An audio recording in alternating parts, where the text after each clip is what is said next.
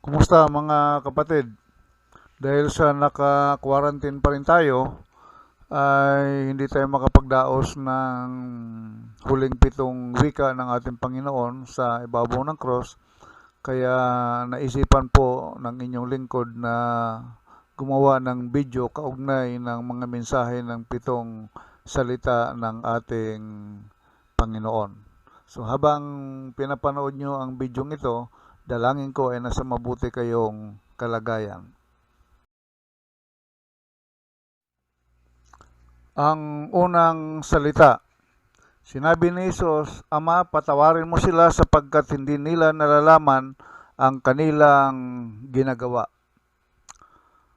Ang unang salita na namutawi sa bibig ng ating Panginoon doon sa kanyang pagkakapako sa krus ay yung kapakanan ng mga tao na hindi nila alam ang kanilang ginagawa.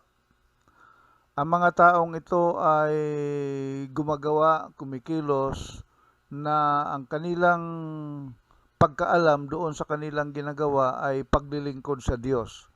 Inaakala ng mga taong ito na sila ay naglilingkod sa Diyos sa kanilang naging desisyon na hatulan ng kamatayan ng ating Panginoong Hesukristo. Ang akala nila sila ay gumagawa ng mabuti, pero ang hindi nila nalalaman, sila pala ay nagkakasala na sa mata ng ating Diyos. Ito yung madalas na nangyayari sa buhay natin. Akala natin ay tama yung ating ginagawa. Kung minsan ang mga gawain ito, kahit mali, kahit baluktot, ay binibigyan pa natin ito ng katwiran dahil ito yung ating paniniwala. Ang hindi natin nalalaman, yung ginagawa natin ay labag pala sa kalooban ng ating Diyos. Ito yung nakita ng ating Panginoon na ang mga taong ito ay nagpasya na siya ay patayin, samantalang siya ay walang kasalanan. At dahil dito ay hindi nakadama ng galit ang ating Panginoong Hesus, sa halip doon sa kabila ng kanyang paghihirap na dinaranas sa ibabaw ng cross, ay yung kapakanan pa rin ng mga tao na sa isipan niya na huwag itong parusahan ng kanyang ama. Ang dahilan ng ating Panginoon sapagkat hindi nila nalalaman ang kanilang ginagawa. Ngayon mga kapatid, medyo laliman pa natin ng konti ang ibig sabihin ng mga salitang ito. So dito sa panalangin ng Panginoon na inihihingi niya ng kapatawaran ang mga taong pumatay sa kanya, ay mapapansin natin na doon sa paghingi niya ng patawad ay mayroong dahilan kung bakit inihihingi niya ng kapatawaran. Ang dahilan, sapagkat hindi nila nalalaman ang kanilang ginagawa. So, yung mga tao na gumagawa ng hindi nila nalalaman ang kanilang ginagawa na ito ay kasalanan, ito yung laman ng paghingi ng tawad ng ating Panginoong Hesus.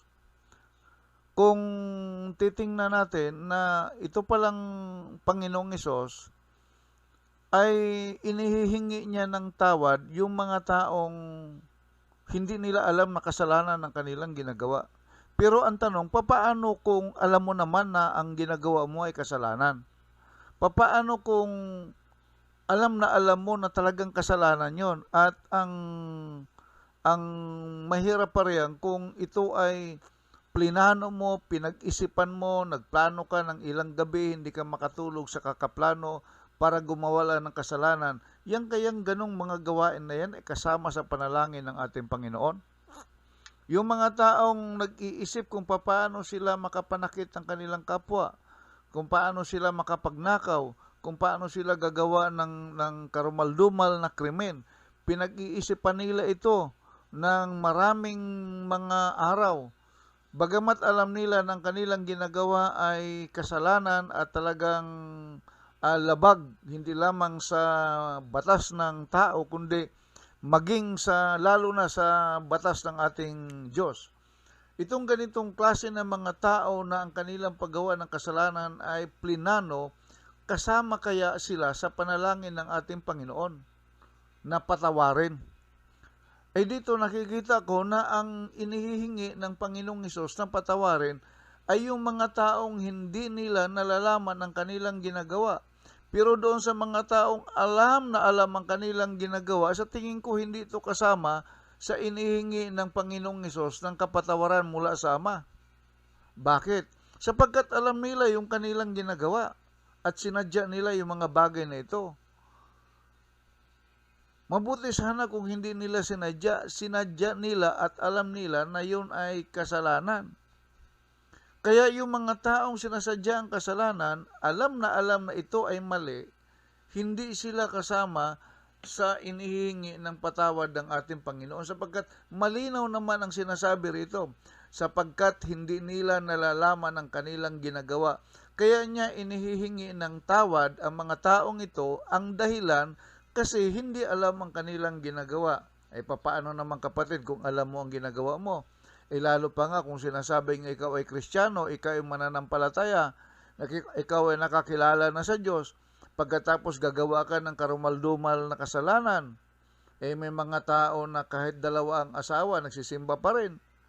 Kahit nagnanakaw ng malaki, nagsisimba pa rin. Yung kanilang ninanakaw, binibigay nila sa mga tao sa pangalan ng Panginoon.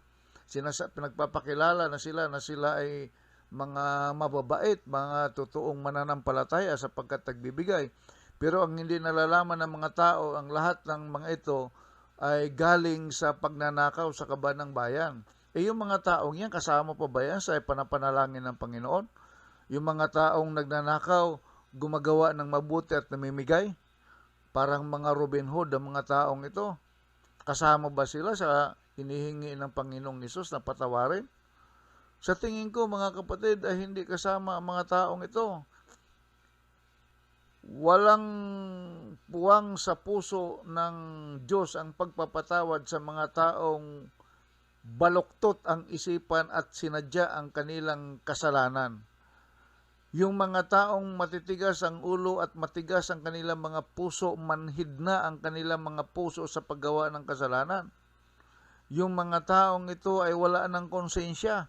Yung mga taong ito ay talagang lifestyle na nila ang gumawa ng kasalanan. Yun na mismo ang kanilang buhay ang gumawa ng kasalanan.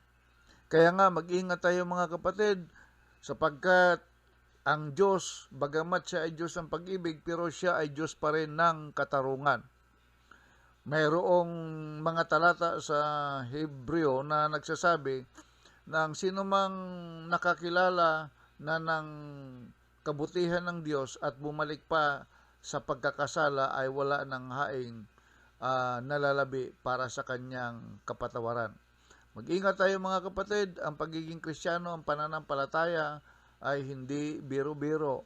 Yamang tayo ay nag-decide ng sumampalataya, maglingkod sa ating Panginoon.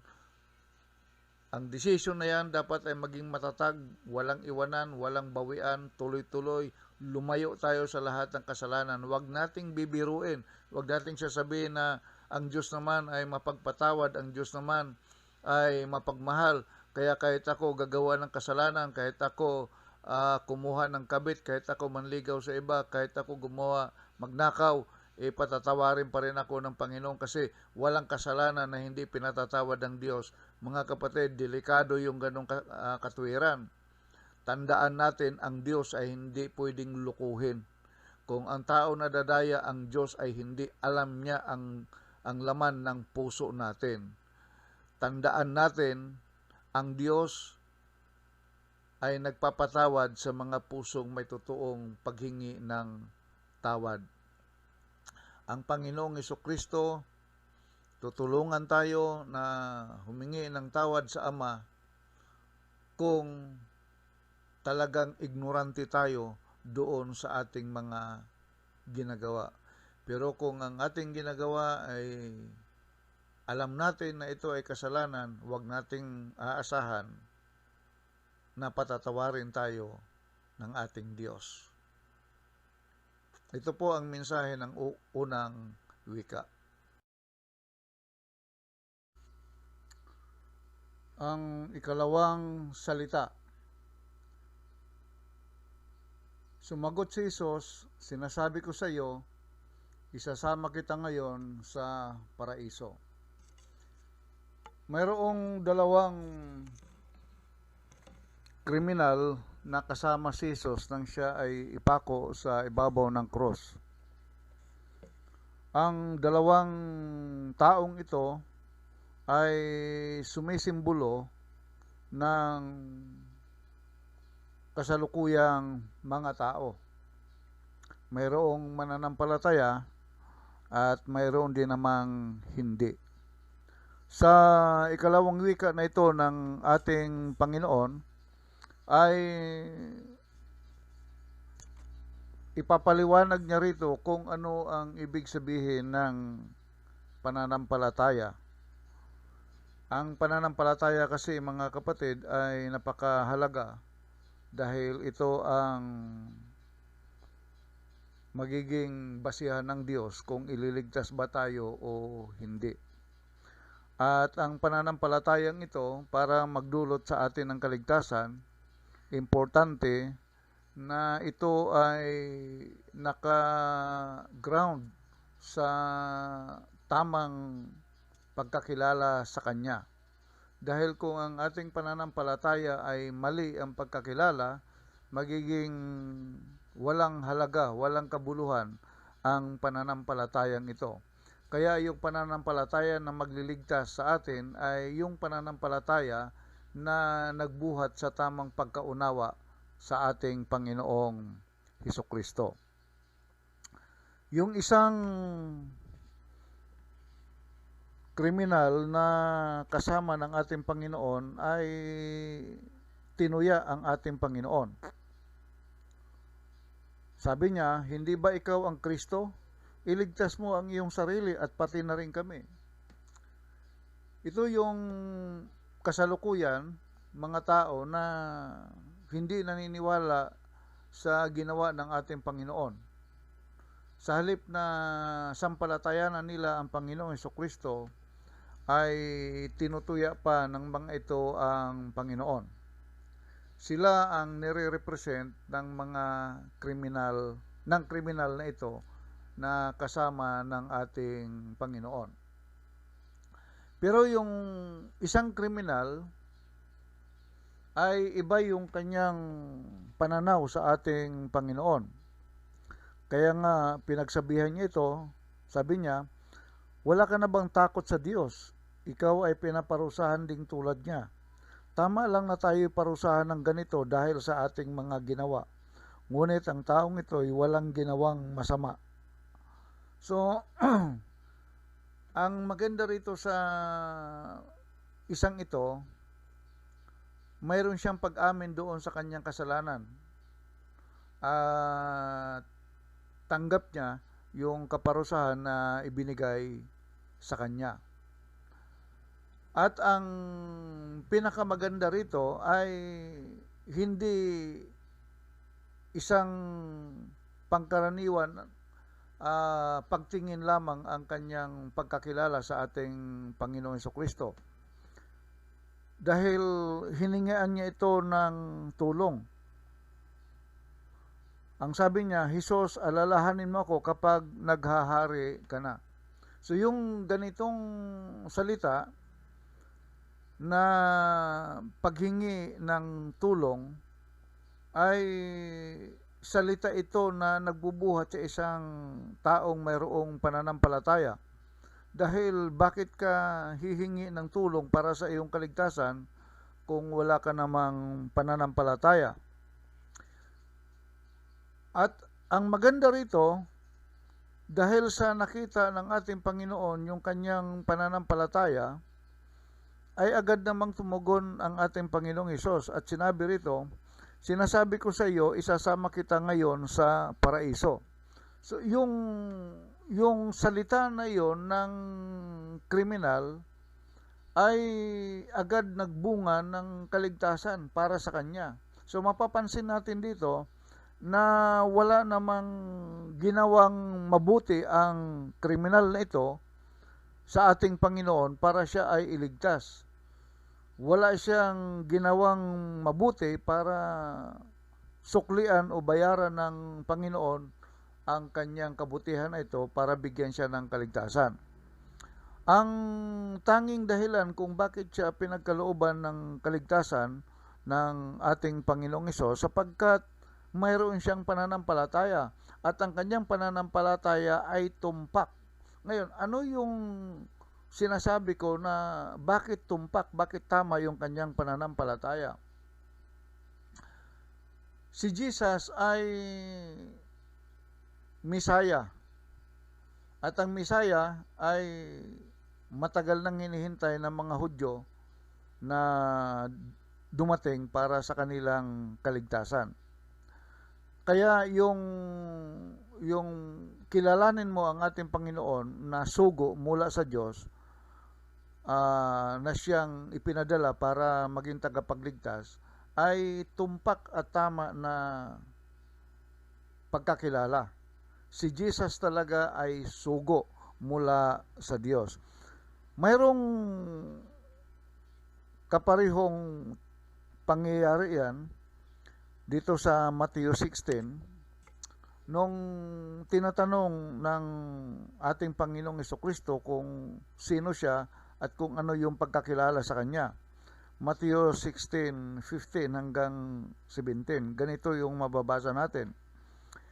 Tinanong ulit sila ni Jesus, "Ngunit para sa inyo, sino ako?" Sumagot si Simon Pedro, "Kayo po ang Kristo, ang anak ng Diyos na buhay." Sinabi sa kanya ni Jesus, "Mapalad ka, Simon na anak ni Jonas, sapagkat ang katotohanan ito'y hindi inihayag sa iyo ng sinumang tao, kundi ng aking Ama na nasa langit." So, nung tanungin ang mga alagad ng ating Panginoon kung sino siya, kung ano yung pagkakilala sa kanya, mabilis ang naging sagot ni Pedro at ang sabi niya, "Kayo po ang Kristo, ang anak ng Diyos na buhay." At yung sagot na yun ni Pedro ay mayroong affirmative response mula sa ating Panginoon at tinawag pa siyang mapalad ka. At sinabi pa na ang understanding na yan, ang pagkaunawa na yan, ay hindi nagbuhat sa tao, kundi yan ay inihayag sa iyo ng aking Ama na nasa langit. So, mga kapatid, mula sa mga talatang ito, ay makikita natin o maunawaan natin na kaya ipinagkaloob kagad ng Panginoong Jesucristo ang kaligtasan doon sa kriminal na ito, dahil naniniwala ang kriminal na ito na si Jesus ay ang Kristo, ang isinugo. At ayon sa encounter ni Peter kay Jesus Christ, ang pagkakilala sa kanya bilang sugo o bilang Kristo ay tamang pagkakilala. At ang pagkakilalang ito ay hindi nagbuhat sa tao, hindi ito turo ng tao, kung hindi ito ay turo ng Ama na nasa langit. So, hindi lang si Jesus Christ, Kristo ang pagkakilala, kung hindi, siya ay anak ng Diyos. At ang pananampalatayang ito, yung pagkaunawa na ito ng kriminal, ay tumpak kay Jesus Christ. Kaya yung kanyang pananampalataya, yung kanyang pagkaunawa kung sino si Jesus Christ, ay nagdulot sa kanya ng kaligtasan. Kaya nga, yung pananampalataya na magliligtas sa atin mga kapatid, ay yung pananampalataya na ang pagkakilala natin kay Jesus Christ ay Kristo o Misaya o sugo na inutusan o sinugo ng Ama para tayo ay maligtas. At ang ikalawa, dapat kilalanin natin na siya ay anak ng Diyos. So, yung dalawang pagkakilala na ito na siya ay Kristo at anak ng Diyos, ito yung pananampalataya na magliligtas sa atin. Ito yung pagkaunawa na magliligtas sa ating lahat. So, wag na po nating dagdagan. Wag na nating dagdagan pa ng iba't ibang mga kaisipan kung sino si Jesus. Basta't ang maliwanag dito, si Jesus ay sinugo ng Diyos para iligtas tayong lahat. At siya ay anak ng Diyos. Maliwanag naman ito sa John 3:16. Gayon na lamang ang pag-ibig ng Diyos sa sanglibutan, ibinigay niya ang kanyang bugtong na anak. Bakit niya ibinigay? Para ang sinumang sumampalataya ay huwag mapahamak kundi magkaroon ng buhay na walang hanggan. Huwag na pong dagdagan ng kung ano-ano pang mga paliwanag kung sino si Jesus Christ. Dahil ang banal na kasulatan maliwanag naman na sinasabi na ang tamang pagkakilala sa Kanya, siya ay Kristo isinugo para iligtas tayo at siya ay anak ng Diyos. Siya na anak ng Diyos isinugo sa atin para sa ating kaligtasan. Dahil siya ang anak ng Diyos, ang sino mang mayroong pananampalataya sa Kanya ay ituturing din ng Ama ng Diyos na adopted son. Kaya nga sa John 1:12, ang sino mang mayroong pananampalataya kay Hesukristo ay pinagkaloobang maging anak ng Diyos. So, katulad ni Jesus Christ, tayo ay anak na rin ng Diyos. Pero ang pagiging anak natin ay pinagkaloob lang sa atin. Ipinagkaloob kasi mayroon tayong kaugnayan sa ating Panginoong Hesukristo. Kaya yung kriminal na ito ay dahil sa kanyang pananampalataya, nagkaroon siya ngayon ng pagkakataon. Pinagkalooban siya na maging anak ng Diyos. Kaya anong sabihin niya na alalahanin mo ako kapag naghahari ka na, ay mabilis ang sagot ng ating Panginoong Hesukristo. Ngayon din, isasama kita sa paraiso.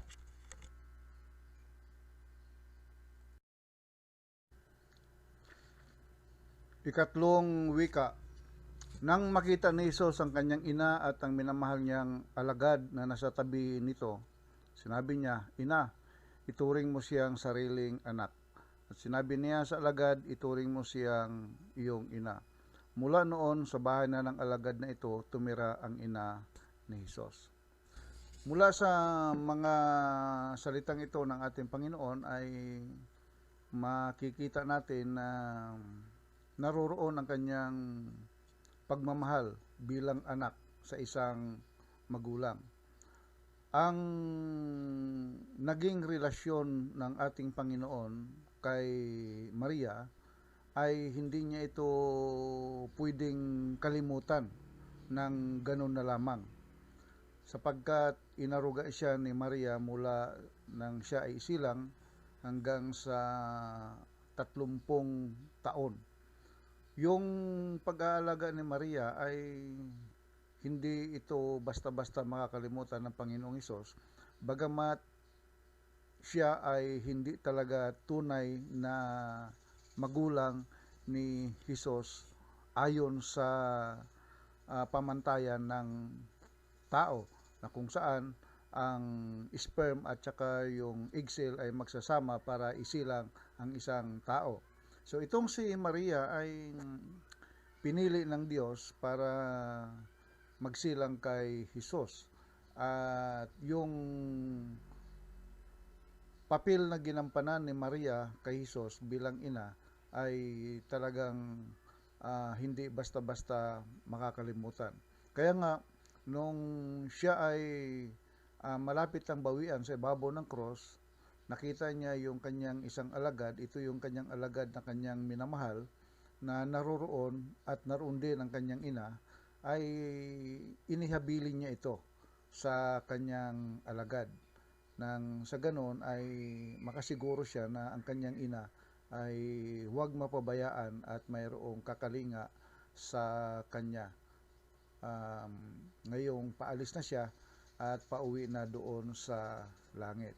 Kaya nga mga kapatid, tinuturuan tayo ng mga salitang ito ng ating Panginoon na matuto tayong gumalang, magkalinga, magmahal sa ating pamilya, sa mga magulang natin, sa mga ina at tatay ng ating tahanan. Huwag natin silang kalilimutan sapagkat sila ang nag-alaga sa atin nung tayo ay isilang hanggang sa tayo ay lumaki. Kinalinga tayo ng ating mga magulang upang tayo ay mabuhay.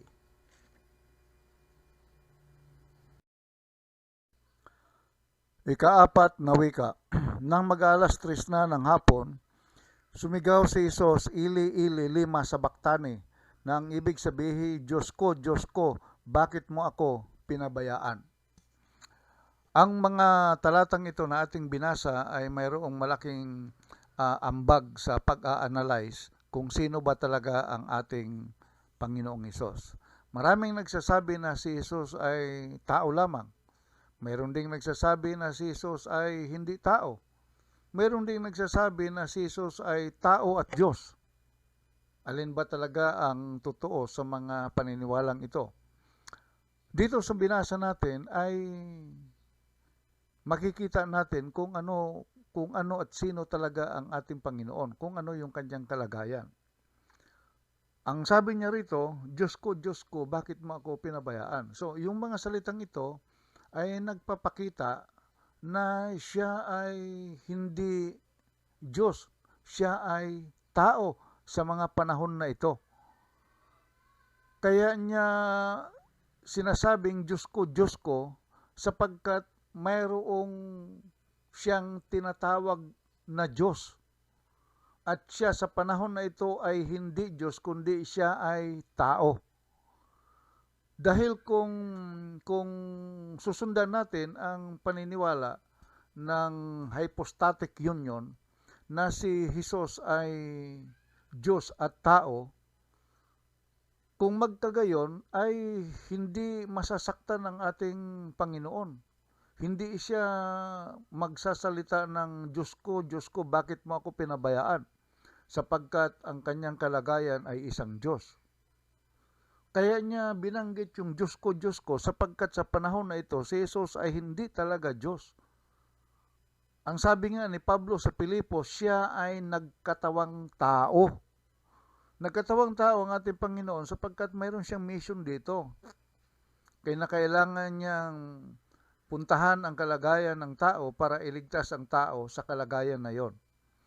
Kung si Jesus ay hindi naging tao, hindi siya karapat-dapat na maging savior ng lahat ng mga tao. Pero naging karapat-dapat ang ating Panginoon na maging tagapagligtas ng tao sapagkat siya ay naging tao. At lahat ng karanasan ng tao ay naranasan niya.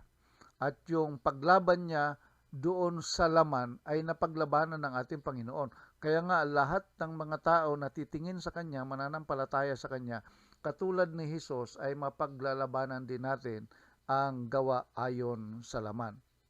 Kaya nga mga kapatid, ang mga talatang ito ay nagpapakita na si Jesus ay hindi Diyos sa panahon na ito. Dahil mayroon siyang tinatawag na ibang Diyos at yun ay ang kanyang Ama. Maliwanag po yan. Huwag na nating babaguhin yung mga talata. Sasabihin natin, si Jesus ay nasaan yung Diyos at tao. Mga kapatid, kung si Jesus ay nasaan yung Diyos at tao, walang Diyos na nasasaktan, walang Diyos na namamatay. Kung magkagayon, kung sakaling siya ay nasaan yung Diyos, si Jesus, nung panahon na yon, di lahat ng kanyang pagsisigaw na ito, lahat ng kanyang hirap na dinanas, yung kanyang kamatayan, lahat ng yun ay muro-muro, yun ay gawa-gawa lang. Kasi walang Diyos na namamatay. Kaya namatay si Jesus kasi talagang yung kalagayan ng tao ay kinuha niya. Pumasok siya sa kalagayan ng tao, pumaloob siya sa kalagayan ng tao. Kung ano yung tao, yun talaga ang kanyang pinasok. Kaya nga dumaan siya sa proseso ng pagiging tao. Bagamat siya ay hindi talaga tao, pero dumaan siya sa proseso ng pagiging tao, pinanganak siya para maranasan niya ang kalagayan ng isang tao. Pero mga kapatid, huwag tayong magkakamali pa nasabihin na si Jesus ay tao lamang. Doon tayo nagkakaiba ng direksyon sa pagpapaliwanag. Hindi tao lamang si Jesus. Siya ay nagkatawang tao. Kasi kung tao lamang si Jesus, mayroon bang tao galing sa langit? Ang tao laging galing sa lupa.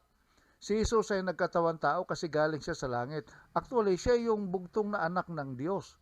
Inutusan siya dito sa lupa. Kaya ang ating Panginoong Hesukristo ay bumaba sa lupa. Walang tao magmumula sa langit. Ang tao laging galing sa lupa. Kaya nga tayong mga tao na kung sakaling tayo ay mamatay at papunta tayo ng langit, saka lang tayo makakarating ng langit, yung kaluluwa natin. Yun ang tao na saka lang makakarating ng langit. Pero yung tao na galing sa langit, bumaba dito sa lupa, yung tao, walang ganon. Kaya mali yung paniniwala na si Jesus ay tao lamang. Pero hindi rin ako naniniwala na si Jesus ay tao at Diyos. Dahil hindi pwedeng magsama ang pagiging Diyos at pagiging tao sa isang katawan ng ating Panginoon. Yun kasi yung paniniwala ng hypostatic union na nagpapatibay sa Trinitarian doctrine. Malabo talaga yung hypostatic union dahil hindi pwedeng mag-combine, magsanib ang Diyos at tao sa isang katawan. Si Jesus ay tao lang. Yun, tao siya noon. Hindi pwedeng isama sa kanya ang pagiging Diyos. Kasi kung nasa kalagayan siyang Diyos, hindi mamamatay si Jesus dahil walang Diyos na namamatay. So, yun po ang ibig sabihin ng ikaapat na wika.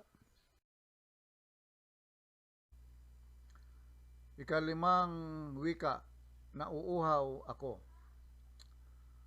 Ang mga talatang ito ay marami tayong maririnig na iba't ibang interpretasyon.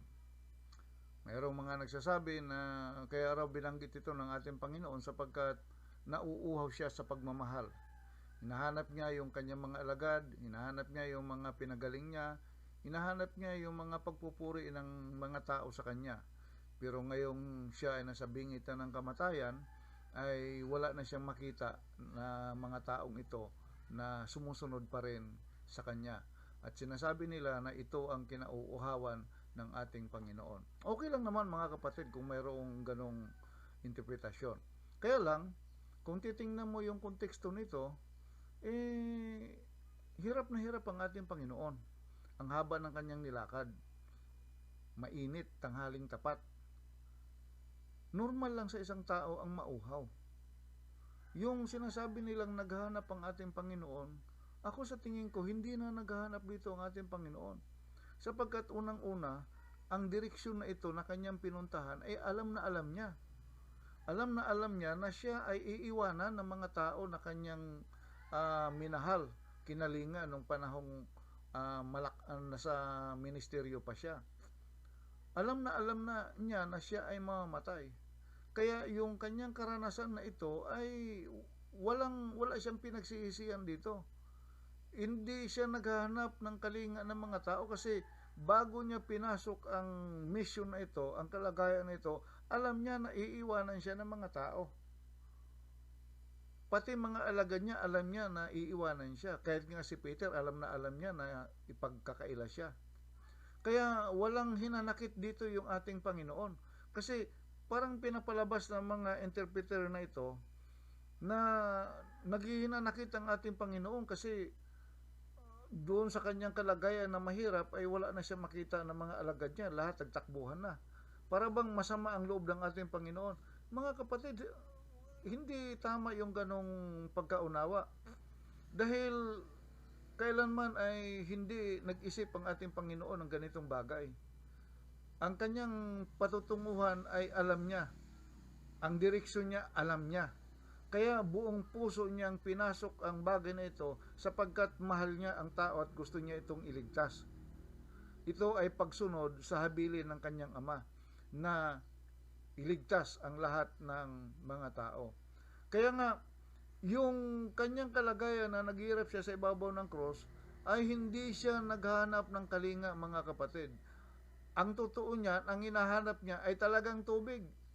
Dahil ang ating Panginoon ay talagang uhaw na uhaw. At ang taong nauuhaw ay hindi pwedeng hindi niya ma-express yung kanyang kauhawan. Hindi pwedeng hindi niya masabi na siya ay nauuhaw.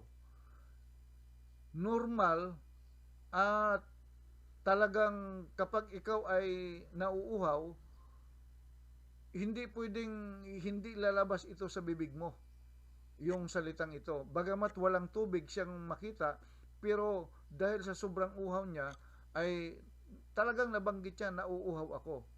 Kaya nga mga kapatid, kitang-kita natin yung kalagayan ni Jesus bilang tao, na siya ay talagang naghirap. Ang hirap kaya nang ikaw ay nauuhaw pero wala kang mainom na tubig.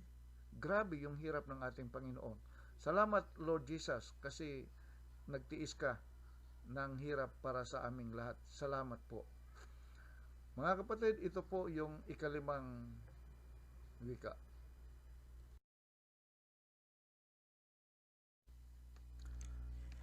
Ika-anim na wika. Nang masipsip na ni Jesus ang alak, sinabi niya, naganap na, iniyuko niya ang kanyang ulo at nalagot ang kanyang hininga. Mga kapatid, yung kahulugan ng mga salitang ito ay simple. Doon mismo natin makikita sa kanyang salita kung ano ang ibig sabihin. Naganap na. Ano ba yung naganap? Siyempre, yung sinabi niyang naganap na, yung kanyang mission. Ang mission ng ating Panginoong Jesucristo ay iligtas ang lahat ng mga tao. At maililigtas niya ang lahat ng mga tao sa pamamagitan ng pagbubuo ng kanyang dugo sa krus. At yung pagbubuo ng dugo sa krus, yun ang sinasabi niyang naganap na. At ang dugo na ito na ibinubo ay mayroon itong parallelism sa lumang tipan. Kung tawagin natin ay anino ng pagliligtas ng ating Panginoon. Yung pinaka-shadow of salvation nito ay yung dugo ng mga hayop na iniaalay para hugasan ang kasalanan ng mga tao. Kaya lang yung mga hayop na yon na inialay ang kanilang buhay o dinidilig ang kanilang dugo sa tabernakulo ay ginagawa taon-taon. Itong ating Panginoon ay minsan niya lang itong ginawa, yung pagbubuo ng kanyang dugo para mahugasan ang ating mga kasalanan. At yung bagay na yan ay nangyari na, naganap na. So ang ibig sabihin nito mga kapatid, tagumpay ang mission ng ating Panginoon. Maraming balakid, maraming nangyari, pero ang dulo ay nangyari pa rin yung kanyang mission. Nagtagumpay pa rin siya. Kaya nga mga kapatid, magalak tayo sapagkat tapos na. Nabubuo na ang dugo ng ating Panginoon para sa ating kaligtasan. Kailangan na lang natin gawin ay sampalatayanan ang ginawa ni Jesus sa cross, na siya ibinigay niya ang kanyang buhay, nabubuo ang kanyang dugo para mahugasan ang ating mga kasalanan. So yung mga bagay na yon, sampalatayanan po natin at tayo ay magkakamit ng buhay na walang hanggan.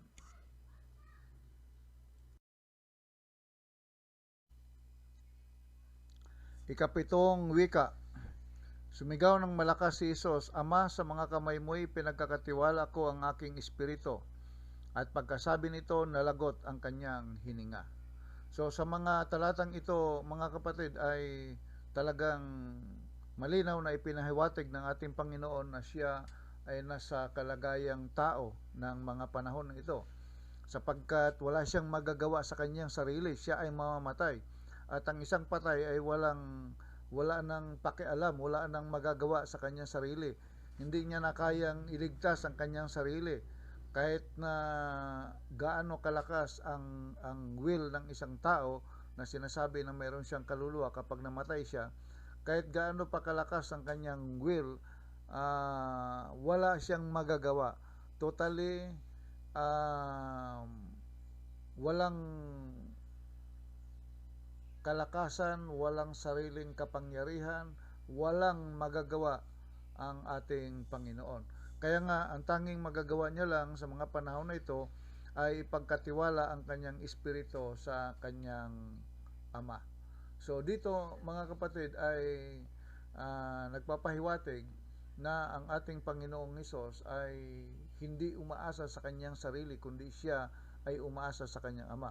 Ngayon, babalikan na naman natin yung argumento ng hypostatic union.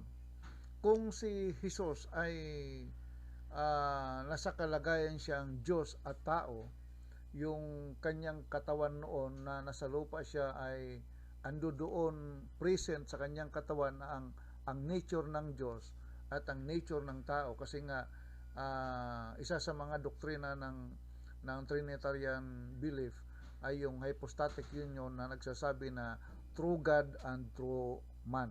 Totoong tao at totoong Diyos.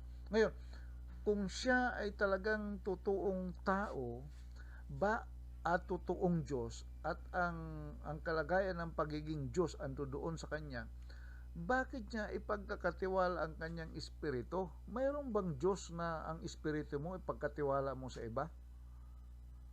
Sana naman maunawaan ito ng mga tagapagtaguyod ng Trinitarian belief. Hindi talaga pwede yung ganong paniniwala na si Jesus ay totoong Diyos at totoong tao. Kung totoong Diyos siya, mamamatay ba siya? Sabi rito, nalagot ang kanyang hininga. Dahil na malalagot ang kanyang hininga, bago ito malagot, ipinagkatiwala niya na sa kanyang ama ang kanyang espiritu dahil talagang magiging wala na siyang wala nang kabuluhan, wala nang magagawa siya sa kanyang sarili. Kaya talaga totally ay umaasa sa kanyang ama na hindi siya nito pababayaan. Kaya nga mga kapatid, malabo talaga yung totoong Diyos, totoong tao, si Jesus. True man and true God. Yan ang tinatawag ng hypostatic union. Mga kapatid, hindi ito pinagtitibay ng banal na kasulatan. Ang linaw-linaw sa mga talatang ito na si Jesus ay namatay, nalagot ang kanyang hininga at umaasa siya ng tulong mula sa kanyang ama. Ang totoo niyan, ito rin ang paliwanag ng mga alagad na si Jesus nung siya ay mabuhay, hindi niya binuhay ang kanyang sarili, kung hindi ang bumuhay sa kanya ay ang ama. Doon sa Acts 2:32 ang sabi rito, si Jesus ay muling binuhay ng Diyos at saksi kaming lahat sa pangyayaring ito. Ito yung pronouncement ng mga apostoles nung unang panahon na si Jesus ay talagang binuhay ng Diyos. Kaya nga ang pag-asa talaga ni Jesus ay doon lang sa kamay ng Diyos, sa kamay ng kanyang ama. Kung siya ay Diyos, hindi na siya aasa sa iba. At kung talagang siya ay Diyos nung panahon na yon, Diyos at tao siya, mga kapatid, muli kong uulitin, hindi namatay ang Panginoon. Kung siya man ay namatay, kunwari lang ang kanyang kamatayan. Pero ang totoo, hindi siya namatay kasi walang Diyos na namamatay. Kaya pinagtitibay ng mga talatang ito na si Jesus ay talagang tao. Pero alisin natin yung lamang.